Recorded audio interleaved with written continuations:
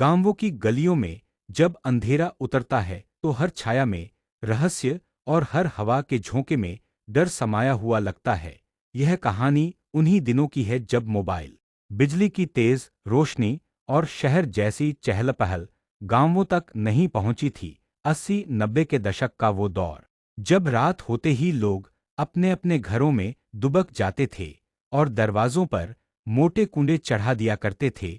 उस दौर में एक गांव था जिसका नाम लोग डरते डरते ही लेते थे। कहा जाता था कि उस गांव के पास जंगल के भीतर एक पुरानी हवेली खंडहर बन चुकी थी और वहीं से एक ऐसी औरत की आत्मा भटकती थी जिसे लोग डायन कहते थे।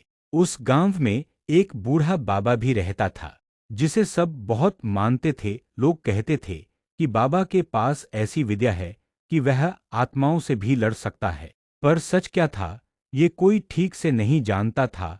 गांव वाले बाबा की इज्जत करते थे, लेकिन उनके चेहरे की गहरी झुर्रियों और आंखों में झलकते रहस्यमयी भाव से कई बार बच्चे तक सहम जाते थे। बाबा दिन भर जंगल से जड़ी बूटियां लाकर बीमारों का इलाज करते, झाड़ फूंक करते और रात को अपनी छोटी सी झोपड़ी में तेल के दिए की लौ में घंटों बैठकर कोई मंत्र बुदबुदाया करते। कहानी की शुरुआत तब हुई जब गांव में अचानक अजीब-अजीब घटनाएं होने लगी। पहले तो बकरियां और मुर्गियां रहस्यमयी तरीके से गायब होने लगी। लोग सोचते थे कि शायद जंगली जानवर उठा ले जाते हैं, लेकिन जब कई रातों तक लगातार किसी को भी उनकी चीख सुनाई नहीं दी तो डर और बढ़ गया।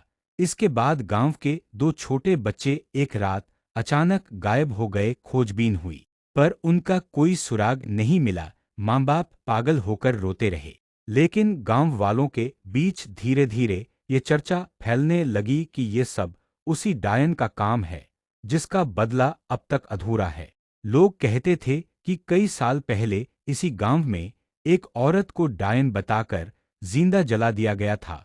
उसका नाम रूपकला था। वो औरत सुंदर थी, लेकिन तेजतरार और अपने मन की करने वाली। उसके पति की अकाल मौत हो गई थी और गांव के लोगों ने उसके अकेलेपन और थोड़े अजीब व्यवहार को बहाना बनाकर उसे डायन घोषित कर दिया। कहते हैं कि जब उसे जलाया जा रहा था तो उसकी आंखों से आंसू नहीं बल्कि खून बह रहा था और उसने गांव को शाप दिया था, तुम्हारा वंश खत्म होगा। मैं लौट कर आऊंगी और हर उस बच्चे को ले जाऊंगी जो इस गांव में जन्म लेगा। उस दिन के बाद से हर कुछ सालों में गांव में बच्चों के गायब होने की घटनाएं हुई। लोग डरते डरते जीते थे। कभी लगता सब ठीक हो गया है तो अचानक कोई घटना हो जाती, पर इस बार हालात पहले से कहीं ज्यादा डरावने हो गए थे। बाबा ने गांव वालों को समझाया, ये औरत की आत्मा है, इसे शांति नहीं मिली जब तक इसे ठीक से विदा नहीं किया जाएगा। ये बदला लेती रहेगी। गांव वाले बाबा पर ही नजर गड़ाए हुए थे, लेकिन बाबा खुद अंदर से जानते थे कि यह आत्मा साधारण नहीं है। बाबा की जवानी के दिनों में उन्होंने खुद रूपकला को जलते देखा था।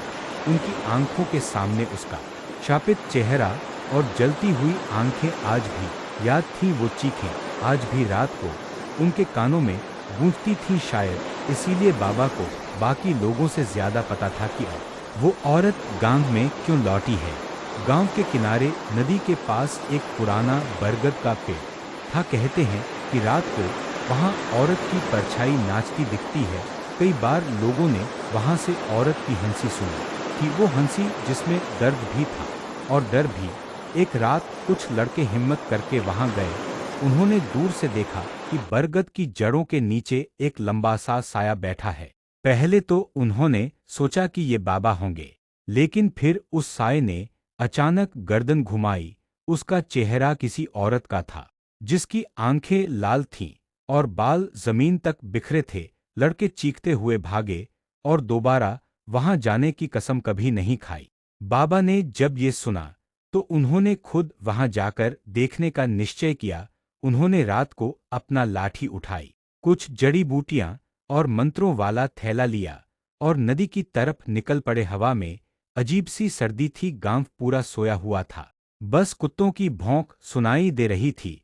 जब बाबा बरगद के पेड़ के पास पहुंचे तो सचमुच वहां एक औरत का साया खड़ा था। बाबा ने मंत्र पढ़ना शुरू किया, लेकिन जैसे ही उन्होंने पहला मंत्र बोला, औरत की हंसी गूंज उठी। बाबा, तुम तो अभी जिंदा हो। मैंने सोचा था तुम मर चुके होगे। अच्छा हुआ तुम खुद आ गए। अब तुम भी देखो कि रूपकला का बदला कैसा होता है। बाबा का दिल कांप उठा। बाबा ने अपनी जान देकर गांव को बचाया है। लेकिन कहानी यहीं खत्म नहीं हुई। कुछ दिनों तक सब शांत रहा। बच्चे फिर से खेलने लगे, औरतें हंसने लगीं और मर्द खेतों में काम करने लगे। लेकिन एक रात जब चांद पूरा था, गांव के एक कोने से किसी औरत की धीमी हंसी सुनाई दी। वो हंसी बहुत हल्की थी, लेकिन सुनने वाले का खून जमा देने वाली थी। लोग कहते हैं कि रूपकला की आत्मा पूरी तरह खत्म नहीं हुई। वो बाबा की लाठी में कैद हो गई, और जब भी कोई उस लाठी को छूता है, उसे अजीब सपने आने लगते हैं। सपने जिनमें एक औरत लाल आंखों से घूरती है और कहती है, मैं लौटूंगी, बदला अभी बाकी है। पूर्णविराम। आज भी उस गांव के बुजुर्ग बताते हैं कि बाबा की झोपड़ी और उनकी लाठी वहीं नदी किनारे रखी है। रात को अगर कोई बहादुरी दिखाकर वहां जाए, तो उसे उस औरत की परछाई जरूर दिखाई देती है, बरगद के सूखे तनों के बीच, हवा में उड़ते बालों के साथ। और तभी लगता है कि इस कहानी का अंत अभी हुआ ही नहीं।